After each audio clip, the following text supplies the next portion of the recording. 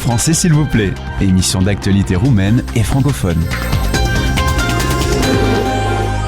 Bonsoir, bienvenue à tous. C'est une nouvelle rencontre avec l'Agence universitaire de la francophonie. Avec nous dans ce studio, son directeur régional, le patron du bureau Europe orientale et centrale. Je mélange un peu Fabien Fleury, mais vous avez l'habitude, et nous, on a l'habitude de vous avoir dans ce studio. Il y a 4 étudiants également. Patrick Silvasi qui vient de Hongrie, Milica Kocic qui vient de Serbie, Simona Podorariu qui vient de Roumanie, de Moldavie plus précisément à Iași, et puis une 4e personne qui vient de la faculté des sciences politiques de Bucarest. Il s'agit de Sabina Teșa, qui est acteur également du festival des étudiants francophones d'Europe centrale et orientale. On va parler de ce sujet. C'est le dernier bébé de l'AUF pendant toute une semaine, la 5e édition, qui s'achève avec un grand gala, Fabien, ce soir même. Absolument, Nicolas. Merci de nous accueillir. C'est la 5e édition de ce festival. L'année dernière, on l'a organisé à Cluj dans le cadre de Cluj, capitale européenne de la jeunesse. Cette année, nous sommes revenus à Bucarest et l'année prochaine, nous serons a priori à Zagreb. Alors, en Croatie. En Croatie. C'est un festival qui se veut fédérateur de tous les francophones étudiants issus de nos universités dans la région. Donc on reçoit plusieurs dizaines de jeunes qui viennent en moyenne chaque année d'une vingtaine de pays. Il y a des gens qui viennent du Kazakhstan, de Russie, de Hongrie, de Géorgie, d'Azerbaïdjan, d'Arménie, enfin toute la zone que nous couvrons. Et le seul lien visible, encore une fois, Fabien, on en pense un peu des portes ouvertes, mais c'est la langue, c'est le français. C'est la langue, c'est le seul moyen d'échange entre ces étudiants. Et l'objectif est de passer un peu au-delà des différences et parfois au-delà des conflits qui existent entre leurs pays, puisque on a par exemple des gens qui viennent d'Azerbaïdjan cette année et des gens d'Arménie dans un contexte très tendu, mais ils travaillent ensemble. Oui, c'est la crise du Nagorno-Karabakh qui a éclaté à nouveau ces dernières semaines. Et l'année dernière, on a accueilli des gens d'Ukraine et de Russie qui travaillaient ensemble dans des ateliers. Donc c'est un moyen aussi de faire du lien et de passer au-delà des conflits qui Mais là, j'ai vu, vous parliez de Zagreb tout à l'heure, mais ça c'est dans le bon sens. J'ai vu un sourire sur le visage de cette jeune fille serbe qui est juste à côté, donc ça n'a pas posé de problème. Zagreb, alors qu'il y a quelques années, c'était plus problématique. Donc, justement, j'en profite pour vous couper, pour donner la parole aux étudiants, et je vais commencer par vous, Milica. Pourquoi est devenu, ça c'est sympa, parce que vous aviez un passage par Bucarest avant, parce qu'on a parlé un peu à l'antenne, le temps de régler les microphones desquels je vous demande de vous approcher lorsque vous allez parler. Comment ça s'est passé et pourquoi l'avoir fait, outre le voyage à Bucarest? Bonjour d'abord et merci de nous avoir accueillis. Alors, c'est vrai, j'ai déjà l'expérience à Bucarest. J'ai fait mon master ici, c'est-à-dire la première partie de mon master. Et je peux dire que je suis tombée amoureuse de Bucarest, ça c'est vrai. Et alors, pourquoi revenir? En fait, j'étais ravie d'entendre qu'il y a un festival des étudiants qui s'organise autour de la francophonie. Et c'est ça qui m'a attirée de venir ici parce que j'ai déjà participé au festival francophone. Et l'axe le plus concret, on va débattre un peu, il y a Fabien, moi j'ai pris note des tables rondes et les débats organisés, plus les événements culturels, et il y en a un qui m'intéresse en particulier, donc je vous demanderai tout à l'heure d'avoir la gentillesse de nous le détailler, parce qu'il me semble, moi, d'une vue de journaliste, c'est l'élément clé de ce festival, mais ce qui m'intéresse, et je t'ai coupé à dessein, Milica, c'est de nous dire quel aspect précis. La francophonie, c'est sympa, Bucarest, c'est sympa, il fait beau, on a des copains, la vie est belle, mais quel aspect pratique, concret de la francophonie t'intéressait dans ce festival-là, la 5e édition, encore une fois? Ah oui, dans ce festival, c'était en fait l'atelier de l'improvisation théâtrale. Moi, je suis dans le théâtre déjà, et alors j'ai voulu en fait découvrir de nouvelles techniques, de voir comment on va le faire avec les gens du pays assez différents. Et alors, c'est ça qui m'a vraiment attirée. Tu as appris quelque chose? Oui, beaucoup de choses. Bon, on va passer à Simona, qui vient de Iași. Alors, pourquoi être là, à part le plaisir de visiter la capitale bucarestoise? Là, quand on vient de Iași, je ne sais pas si toujours le plaisir, ça va. Iași, c'est très bien aussi, c'est pas un souci. C'est une ville que j'aime beaucoup, entre autres. Qu'est-ce que vous avez trouvé de particulier et est-ce que vous avez fait votre marché affectif à ce festival? Bonjour, c'est ma deuxième participation au festival parce que j'étais à Cluj aussi et c'était une expérience enrichissante que j'ai voulu répéter à Bucarest aussi. Et je peux dire qu'on échange beaucoup au festival. Il y a beaucoup de jeunes et on peut apprendre plus du monde et on peut devenir plus proche de tout ce qui se passe et de notre histoire et de notre avenir aussi. Vous, quelle est la spécialité, l'axe qui vous intéressait le plus? Vous étiez venu pour quoi? C'était pour le théâtre, vous, c'était pour quoi? Je suis pour le journalisme ici. Ouh là là, dangereux comme métier ça alors. Est-ce que vous avez trouvé votre bonheur? J'étudie communication et relations publiques et j'ai voulu... Et vous avez trouvé ce que vous cherchiez dans les échanges? Oui. Bon, mais très bien. Patrick, vous venez de Hongrie et c'était quoi l'objectif principal de ce voyage, à part le plaisir d'être à Bucarest? Oui, bonjour. Pas d'ailleurs. Moi, j'ai voulu participer à ce festival parce que je voulais vraiment élargir mes connaissances culturelles et éventuellement lier des amitiés avec des jeunes des autres pays tout en utilisant le français. Donc c'était mon premier objectif en fait. Dans quel domaine vous cherchiez plus de contacts et plus de savoir? Moi je suis étudiant à la faculté des sciences sociales et donc j'étudie les relations internationales. Donc en fait il n'y a pas de domaine qui ne m'intéresse pas. Donc là il y avait de l'international, c'est sûr, mais oui. Bon. Non, il y a pas, c'est large, vous avez vu large. Oui, donc les liaisons européennes, en fait. Alors, je vais vous coincer un peu parce qu'on va faire le tour de table à l'envers, donc on va recommencer, mais par vous. Qu'est-ce qui vous a pas plu? Qu'est-ce qui n'a pas marché? Qu'est-ce qui est à améliorer?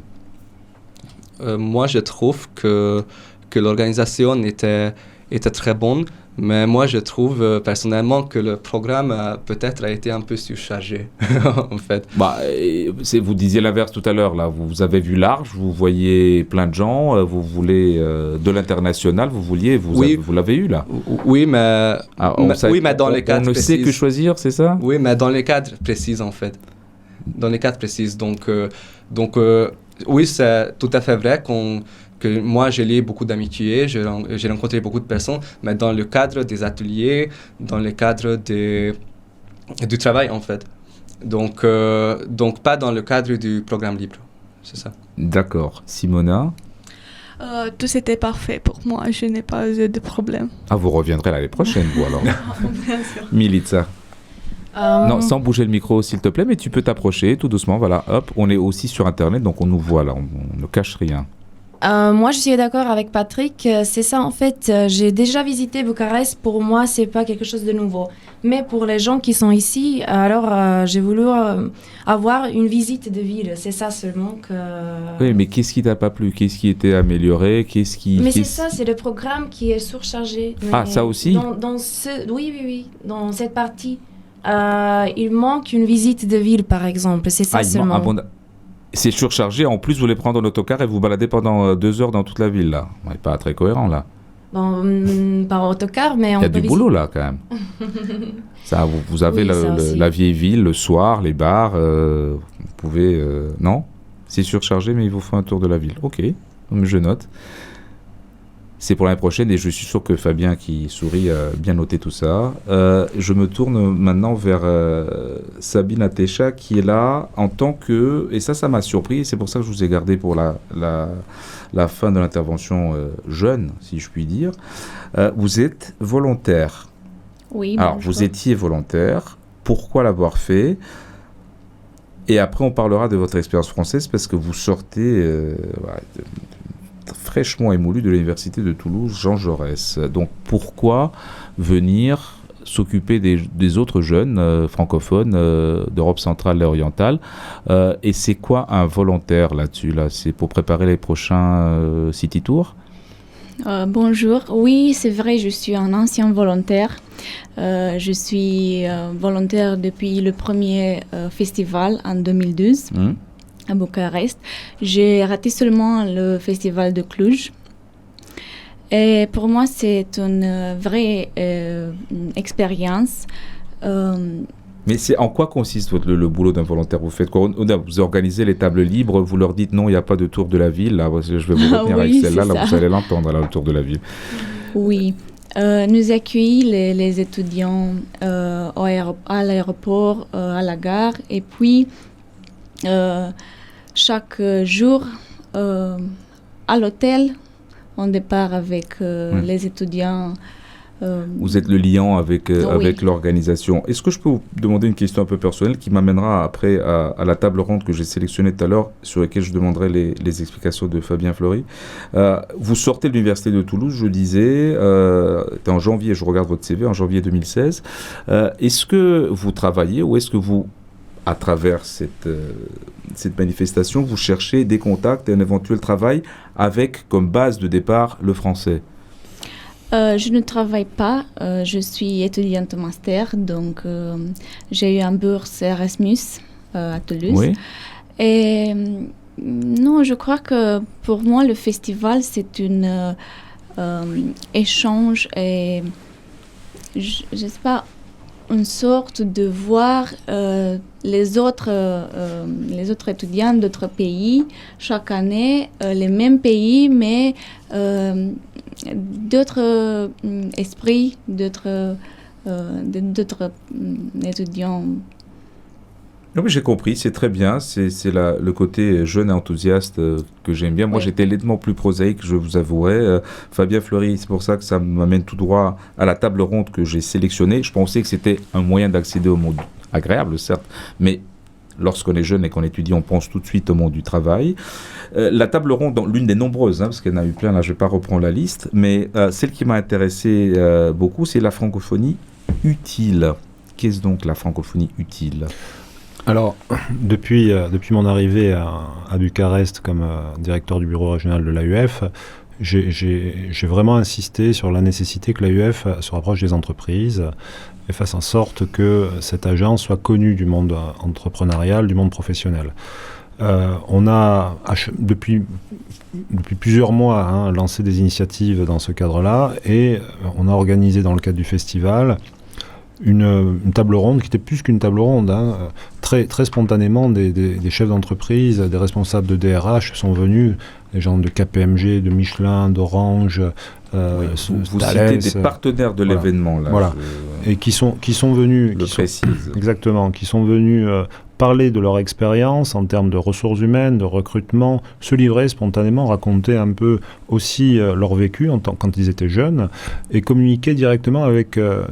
ces jeunes venant de 20 pays, avec des visions, des cultures différentes, qui s'interrogent sur leur avenir et qui disent, bon, moi, quand je me présente avec mon CV, qu'est-ce que vous me recommandez? Qu'est-ce que je dois mettre dedans pour que je puisse attirer l'attention? Parce que c'est bien beau d'être francophone, mais comment je peux faire la différence et comment je peux le valoriser? Et quelles sont les tendances qui se dégagent, justement? Soyons concrets, précis, parce que là, effectivement, c'est un truc que tout le monde pense. Moi, je pensais honnêtement à vous, moi, j'aurais été à votre place, j'aurais fait ça pour pouvoir tendre une carte de visite, un CV en disant, voilà, moi j'ai ça en plus, c'est le français.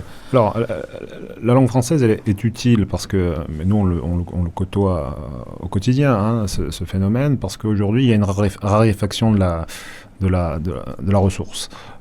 Les entreprises, quand elles recrutent quelqu'un, évidemment, il faut que la personne parle anglais, et elles l'ont rappelé d'ailleurs, mais si la personne parle une autre langue, et si possible une langue de circulation internationale, elles le recherchent parce que quand elles recrutent un cadre de haut niveau, souvent elles se disent, mais ce cadre-là, on ne va pas le garder dans le coin de la rue toute notre vie, il va évoluer dans l'entreprise et peut-être qu'un jour il sera amené à travailler dans un pays francophone. Donc la dimension francophone, il faut la valoriser par ce biais-là. Et aujourd'hui, quand des entreprises qui n'appartiennent pas d'ailleurs à la CCIFR de Bucarest, comme Microsoft, viennent nous voir, ils nous disent, mais nous, on a besoin de francophones. Comment pouvez-vous nous aider à trouver des francophones? Aujourd'hui, les Canadiens disent la même chose. Ouais. Je parlais avec des responsables canadiens qui soulignaient Canada qui est bilingue, comme tout le monde le sait. Les Canadiens, les responsables canadiens qui sont à Bucarest, qu'ils soient bien commerciaux ou politiques, insistent beaucoup là-dessus également. C'est important de le savoir. Ça, on a besoin de francophones. Bien sûr, d'autant plus que la Roumanie est en croissance à l'heure actuelle. Elle a un problème qui est lié à la ressource des cadres, puisque le nombre d'étudiants a diminué de moitié en quelques années. Et aujourd'hui, pour alimenter cette industrie qui est en forte croissance, on ne trouve plus la ressource localement. Or, la Roumanie a développé aussi une spécificité, c'est de fournir des interfaces, notamment en ingénierie, pour des pays qui sont francophones.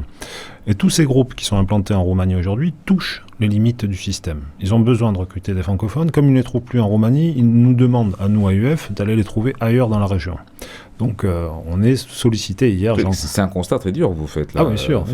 Très, très dur. Parce que Dieu sait que c'était le pays francophone du coin pendant 2 siècles au moins.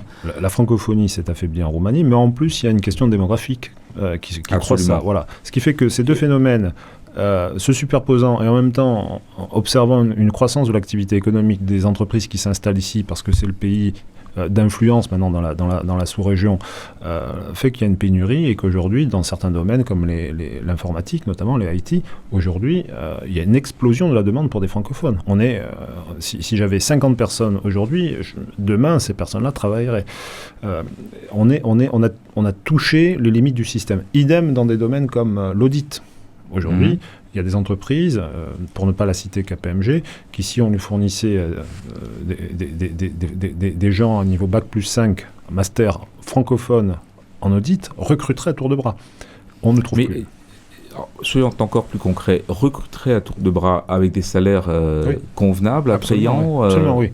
Avec des salaires attrayants, avec des perspectives de carrière, parce que là on parle de groupes internationaux. Et c'était surtout la suite qui m'intéressait. Voilà, c'est des Roumains qui doivent rester en Roumanie, enfin qui idéalement resteraient en Roumanie plutôt que de tenter leur chance ailleurs. Tout à fait, mais en plus avec la perspective d'une évolution de carrière dans des groupes internationaux, donc qui offrent aussi des possibilités de formation et de mobilité dans d'autres pays. Donc aujourd'hui, on est dans un système où on n'a pas besoin de quitter la Roumanie en espérant à la retraite y revenir. On peut tout à fait intégrer un groupe international en Roumanie et se dire tiens, je vais faire une carrière internationale dans le cadre de cette compagnie. On connaît des cas de plus en plus nombreux. C'est un phénomène qui est en train de s'installer, y compris dans l'esprit des jeunes. Ils se disent tiens, la recherche nécessairement de l'expatriation, c'est un phénomène qui se tarit, ça.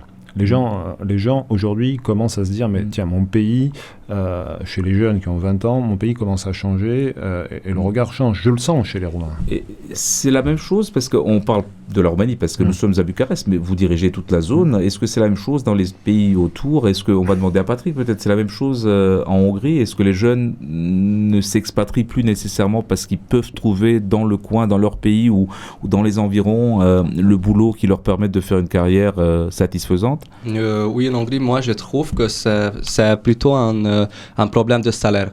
Donc il y a des emplois, mais pas nécessairement des emplois qui donnent un salaire convenable pour les jeunes. Et moi je trouve que ça c'est le problème. Et en fait, je pense aussi que le talent des jeunes Hongrois sortant des universités n'est pas utilisé dans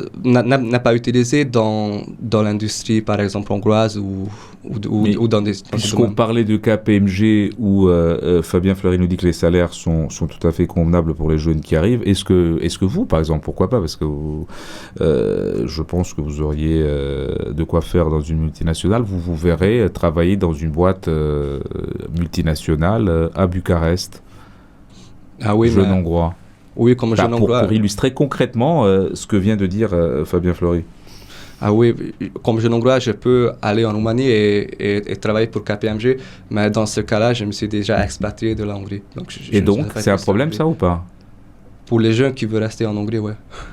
Ah d'accord. Bon, en Serbie, ça se passe... Enfin, on ne va pas généraliser, mais pour vous, ça se passe comment? En Serbie, vous viendrez travailler... Même vous avez une expérience roumaine, vous, déjà. Mais vous viendrez sans problème travailler, mais je ne sais pas, peut-être pas en Roumanie, mais en Bulgarie ou au Kazakhstan, pourquoi pas? Oui, bon, je peux dire que je viendrais, mais moi, je préférais rester dans mon pays et essayer de faire la même chose. C'est ça le fait. J'aimerais même faire la même chose, essayer d'attirer les compagnies internationales parce que, par exemple, pour nous, pour moi, cette table ronde était très utile parce que en Serbie, c'est très difficile de trouver un boulot si on termine les études de langue et littérature française. Bon, on va demander à Simona. Oui. Oui, et donc tu alors, préférerais rester du côté de Niš plutôt? Non, pas ça. Moi, j'aimerais voyager, j'aimerais travailler à Bucarest aussi, mais c'est ça, j'aimerais contribuer à tout ça.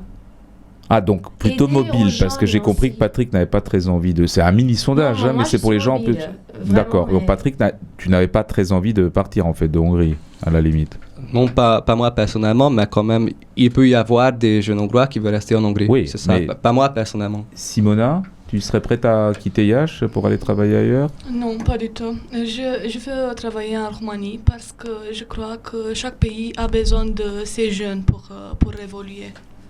Bon, alors on va la faire à l'envers avec Sabina. Sabina, toi, tu es allée étudier à Toulouse et puis tu es revenue en Roumanie. C'était un choix ou tu voulais rentrer au pays pour travailler au pays, vivre au pays? Je voulais rentrer dans la Roumanie et travailler ici. Parce que c'est ton pays, donc... Oui.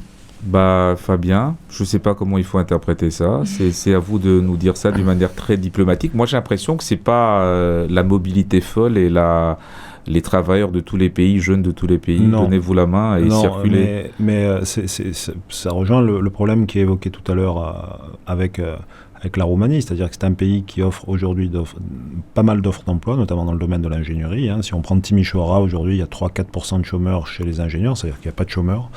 Maintenant, faire venir des jeunes ingénieurs qui viendraient de Hongrie ou de Serbie à Timișoara, c'est encore un problème. La mobilité dans la région, elle n'est pas aisée, mais on le voit aussi au niveau universitaire. Les accords Erasmus en Roumanie, ils sont avec la France, par exemple. Ils ne sont pas tellement avec la Hongrie ou avec des pays de la région. Il y a encore une circulation est-ouest. Il n'y a pas encore une circulation intra-régionale. Oui. Donc, on est confronté à ça et les entreprises sont confrontées à ça. Néanmoins, on observe quand même une volonté de jeunes de venir en Roumanie parce que le marché de l'emploi est quand même dynamique. Si on prenait l'exemple de KPMG, l'année dernière, on a par exemple une jeune Croate qui est venue chez KPMG pendant 6 mois. Comme KPMG, c'est un réseau mondial, elle a voulu quand même revenir en Croatie, mais KPMG a dit, mais elle est bien cette jeune fille, et KPMG Croatie l'a recrutée. Donc, en fait... ça plaît, ça. Voilà. Oui. Non, mais c'est bien, vous pouvez le dire. Non, mais nous, on essaie de faire du maillage. On ne travaille pas sur un pays, on travaille sur une vingtaine. Et donc, ça a du sens si on ne dépouille pas un pays pour habiller l'autre. Voilà. Alors, juste un point qui me paraît intéressant, quelle est l'habitude, enfin, quels sont les flux migratoires à ce niveau-là, naturellement, je ne parle pas d'autre chose, en Europe occidentale? Est-ce que la situation est la même, elle est comparable ou pas? C'est-à-dire sur la mobilité des jeunes Espagnols qui sont partis, mais ça on le sait pendant la crise et notamment en Allemagne, mais est-ce que ça circule beaucoup maintenant qu'on est un peu sorti de la crise? Est-ce que, à part les jeunes Français qui vont faire de la finance à Londres, ça bouge ailleurs? Alors, côté ouest, je connais moins bien les tendances, hein, puisque je me focalise quand même sur l'Europe centrale orientale. En Europe centrale orientale, les phénomènes aujourd'hui sont quand même très très limité. Il n'y a pas le réflexe. Quoi, non, il n'y a pas le réflexe, mais c'est toujours pareil. Qui doit montrer la voie? Ce sont les universités. Or, les universités, à l'heure actuelle, quand on regarde leurs accords Erasmus, elles développent des accords Erasmus avec des pays de l'Ouest. Donc les étudiants ont baigné culturellement dans des flux qui les orientent traditionnellement vers, je dirais, l'Europe occidentale. Et donc, ils ne préparent pas à une mobilité dans cette région-là, où pourtant tout est à faire. La croissance est ici. Mais intellectuellement, ils ne sont pas été construits et façonnés pour ça. Alors, par contre, lorsqu'on va plus à l'est encore, hein, lorsqu'on va du côté de Tbilissi, d'Erevan, la Géorgie, etc., l'Arménie. alors eux, ils voient l'Europe centrale comme un Eldorado. Oui, ça se décale, hein, c'est un dégradé de couleurs. Par contre, ce qui se pose comme problème pour eux, c'est Moldave aussi, la République de Moldavie. Le problème qui se pose, par contre, c'est la question des visas. Voilà, quand on est arménien, quand on est géorgien, pour venir travailler en Roumanie, même si on est informaticien et qu'on sort de la filière francophone de Tbilissi, pour obtenir un visa de travail en Roumanie, c'est compliqué. Voilà. Parce que c'est l'Europe, c'est ça? Oui. Parce que c'est l'Europe, absolument. Et, ça, et même pour un Serbe. Côté, mais... Même pour un Serbe. Pareil, parce que c'est l'Europe. Voilà. Absolument. Qu'est-ce qui reste à faire alors? Pour la suite, ça sera quoi le prochain festival? Il y a un thème différent. Il y a le bilan de celui-ci qui n'est pas achevé encore une fois. C'est ce soir, la grande fiesta. Mais alors déjà, l'action prochaine, je suis sûr qu'elle est dans vos têtes là. Oui, alors déjà, ça sera à Zagreb. C'est le recteur de l'université de Zagreb qui nous a écrit pour nous demander d'accueillir ce festival. Donc on a quelqu'un qui est venu toute la semaine observer comment ça se passait, de l'université de Zagreb, qui a pris beaucoup de notes.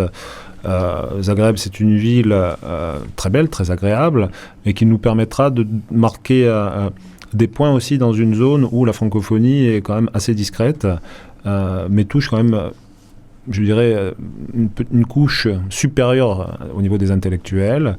Et comme on se développe pas mal maintenant en Croatie, notamment, mais aussi en Slovénie, l'université de Ljubljana, qui est une grande université, a adhéré, l'université de Zadar en Croatie a adhéré, il était important pour nous de s'y déplacer. On a aussi des universités de Bosnie-Herzégovine qui sont en train d'adhérer, comme Banja Luka, des universités en Serbie qui ont adhéré. Il fallait qu'on soit présent dans cette zone, être proche des jeunes qui sont dans cette zone-là, pour qu'ils viennent facilement participer à ce festival de Zagreb, et qu'on ait une capacité de leur montrer que la francophonie, c'est quelque chose qui peut les intéresser. C'est un enjeu pour nous. Après, le festival a toujours la même structure, c'est-à-dire qu'on crée des ateliers plus ou moins adaptés au pays. Mais les ateliers, en général, essaient de mettre en valeur ce qu'il y a de mieux dans le pays. Par exemple, on a amené les étudiants à Magorele voir le laser. On les a fait travailler sur des thèmes qui permettent de valoriser au mieux ce qui se fait dans le pays, que ce soit en termes artistiques ou en termes de sciences. Il y a même des jeunes qui n'ont jamais fait de sciences, qui ont travaillé sur des expériences de physique avec des physiciens de Magorele. Et ça a été filmé, et c'est eux-mêmes qui les ont faites en français, et ça servira dans les écoles. Vous avez une vue très, très productive en tant que manager. Là, je parle manager, au-delà du titre qui est le vôtre, c'est très, très entrepreneurial, si vous voulez, ou très, très orienté business, parce que pour parler le langage courant, c'est très délibéré. D'abord, c'est culturel. Et c'est la clé de l'avenir. Bien sûr. Et ça devient culturel. Bien sûr. En tout cas, ce qui n'était pas le cas pour la francophonie avant. La francophonie s'est longtemps contentée d'occuper l'espace culturel. Je crois qu'il faut en sortir, et aujourd'hui il y a une forte attente de la société pour faire en sorte que la langue française, ça soit aussi la langue des sciences. Il n'y a pas longtemps, j'en parlais, évidemment, quand on parle de prix Nobel, on parle de prix Nobel de littérature francophone. Je ne citerai pas de nom, mais il y a des prix Nobel de physique, il y a des prix Nobel de médecine, il y a des prix Nobel d'économie qui sont francophones. Il y a des médailles Fields. La langue française, c'est la première langue des mathématiques. Or, les mathématiques sont partout. Ils sont dans les télécoms, dans le big data, chez les analystes financiers. Tous les gars de Londres, de la City, les petits Frenchies qui ont été là-bas faire de la finance, de l'actuariat, ils ont été formés à l'école mathématique francophone, française. Aujourd'hui, ça crée de la richesse. Mais bon, on nous cantonne, on a longtemps cantonné dans des rôles qui étaient des rôles de culture. C'est très bien, j'ai rien contre ça. Mais de culture soporifique. La culture qui a endormi tout le volet productif, ingénieux qu'il y a derrière la langue française, et qui n'est pas simplement l'apanage de la France. Eh bien, merci Fabien Fleury. C'est avec ce plaidoyer, cette profession de foi même du patron de l'AEF Zone Centrale Europe et Orientale que nous allons mettre fin à cette émission. On va se revoir sans doute, c'est un rendez-vous fixe. Merci de nous avoir suivis. Rendez-vous donc vendredi prochain, 19h15 en français, s'il vous plaît, ici et seulement ici, à RFI. Et puis bonne soirée, bonne fête ce soir, Nicolas, pour les festivaliers. Super.